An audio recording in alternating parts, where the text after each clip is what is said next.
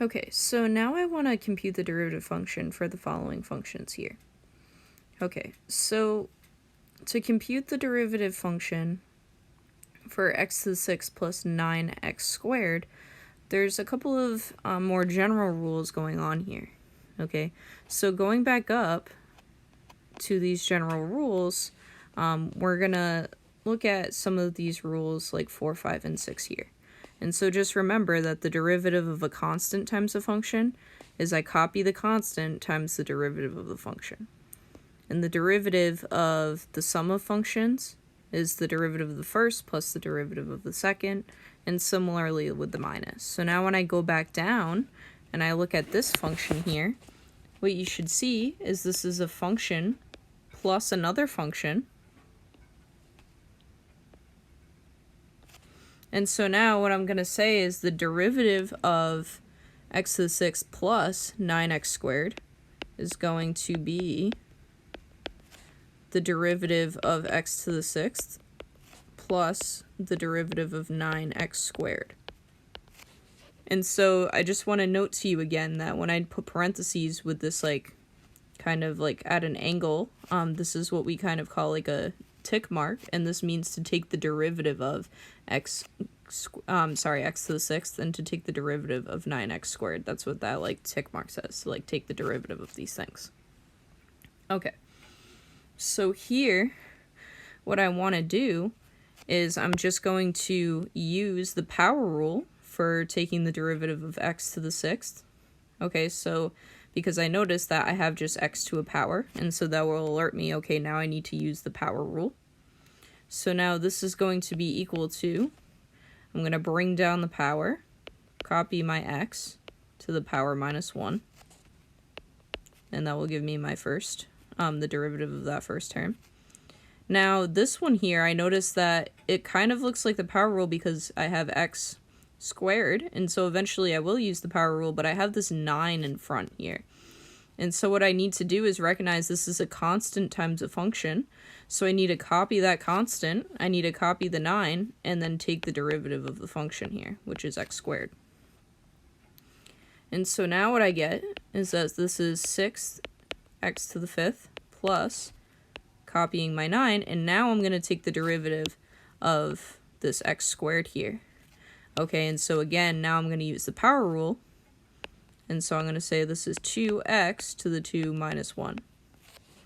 Okay, and make sure you use parentheses there, alright, when I'm taking the derivative of x squared here, and I have inside parentheses like take the derivative of, since I'm doing 9, the 9 is going to be multiplied by whatever the derivative of x squared is. Okay, so you copy the constant times or being multiplied the derivative of the function.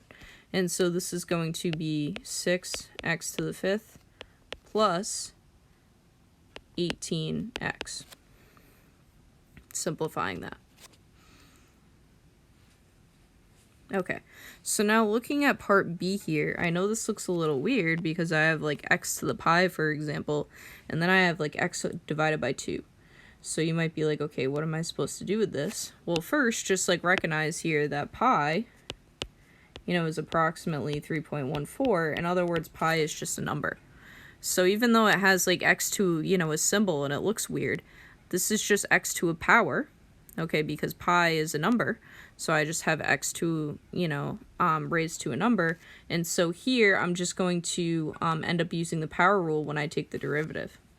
All right, but what you should first recognize here is that this is a function plus another function, right? See how we have the plus in the middle there. And so when I say what's the derivative of this function, well, it's going to be the derivative of x to the pi plus the derivative of x over 2. Okay, so now we know the derivative of x to the pi because this is just going to be power rule, since, like I was saying, pi is just a number. So what I'm going to do is use the power rule and say, okay, well, this is pi, because we're going to bring down my power, copy my x to the power minus 1. Okay, so that's what the power rule says. And so now I need to figure out, like, what's the derivative of x over 2, all right? Because we didn't have anything with division, right? But what is x over 2? x over 2 is the same thing as 1/2 x.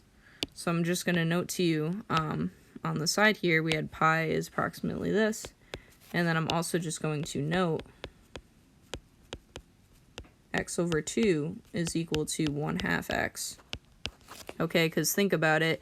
When I multiply across with the fraction 1/2 times x, I do in fact get x over 2. And so this is going to be plus the derivative of 1/2 x instead of seeing it as x over 2. And then this is just going to be 1/2 for the derivative of 1/2 x. Right, because remember the derivative of a constant times x was just that constant. Alright, so like going back up here, that was the rule we were using here is from part 2. The constant times x, the derivative of that is just that constant. Okay.